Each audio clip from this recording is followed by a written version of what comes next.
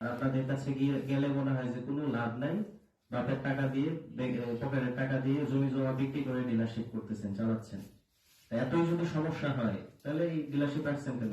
Dealership ছেড়ে দেন, একেবারে clear message, dealership ছেড়ে দেন। কিন্তু ডিলারশিপ নেবেন, বিএডিসি বিসিআইসি ডিলারশিপ নেবেন, নিয়ে ওইখানে তেলের ব্যবসা করবেন, আর ওই কীটনাশকের ব্যবসা করবেন, আর হচ্ছে ওইখানে ফ্লেক্সির দোকান দেবেন, এটা হবে না, নেভার।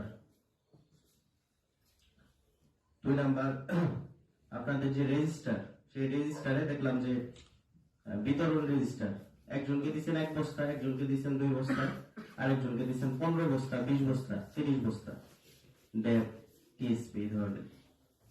তো ডেপ টিএসপি 1 বস্তা করে দেওয়ার এই ক্যাপাসিটি নাই, আপনি সেখানে 15 বস্তা 20 বস্তা একজনকে কিভাবে দেন? সেখানে আবার রেজিস্টারের মধ্যে লিখে রাখছেন একজন, একটা রাজনৈতিক দলের নাম লিখে রাখছেন, যেমন তার নাম, বাপের নাম, মোবাইল নাম্বার, এগুলা কোনো পরিচয় নেই, তার নাম সাথে রাজনৈতিক দলের নাম। সেই রাজনৈতিক দল কি আপনাকে বলেছে যে তাকে সারের বস্তা দেন? তাহলে এই রাজনৈতিক দলকে বিতর্কিত করছেন কেন? আপনাদের এগুলা দেখে আমি পরে নেতৃস্থানীয় যারা আছে তাদের সাথে কথা বললাম না, আমাদের এরকম কোনো ইনস্ট্রাকশন নাই। তাহলে ইনস্ট্রাকশন যেহেতু নাই, তাহলে আপনারা এটা করছেন কেন? আর রেজিস্টারে কি রাজনৈতিক দলের নাম লেখার সুযোগ আছে?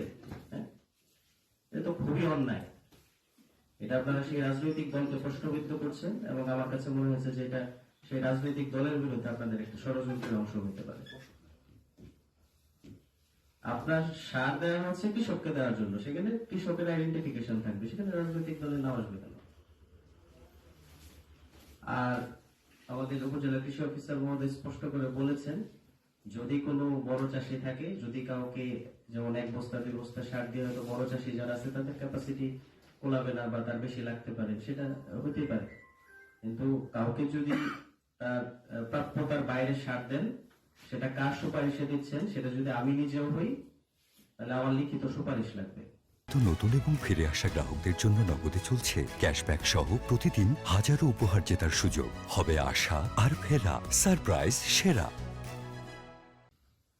যদি আপনি মনে করেন যে আপনি ডিলারশিপ চালাতে পারবেন না, ছেড়ে দেন, যিনি পারবে তিনি দায়িত্ব নেবেন, আপনার প্রয়োজন নেই যে আমাকে হুমকি দিচ্ছে, ইয়া দিচ্ছে, আমার এখানে চালাইতে হইলে তো তাকে দিতে হবে।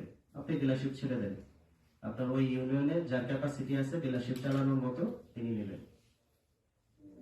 একই কথা আমাদের ওই যে কৃষি অফিস সংশ্লিষ্ট যারা আছেন, ব্লক সুপারভাইজার যারা আছেন, তাদের প্রতিও আমার কাছে মনে হয়েছে যে আপনাদের মনিটরিং এর যথেষ্ট ঘাটতি আছে।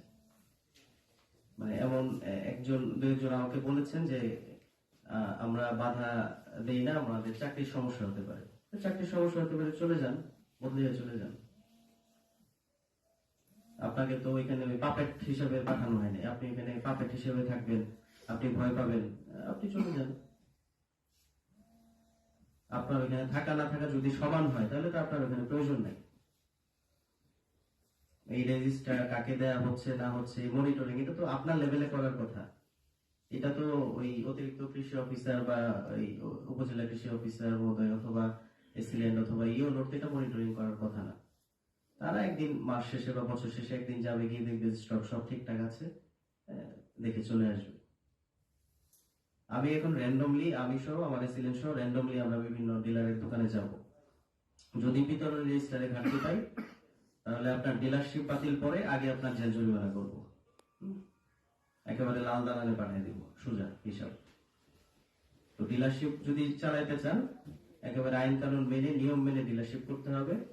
তো যদি এই কেউ কোনো ডিলার কীটনাশকের দোকানে সার সাপ্লাইয়ের ব্যবসা আজকে পর্যন্ত করে থাকেন, আজকের পর থেকে দয়া করে করবেন না।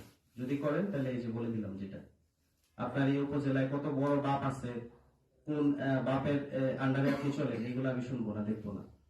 একেবারে ক্লিয়ার মেসেজ আজকে বলে দিলাম, এরপর আর বলবো না।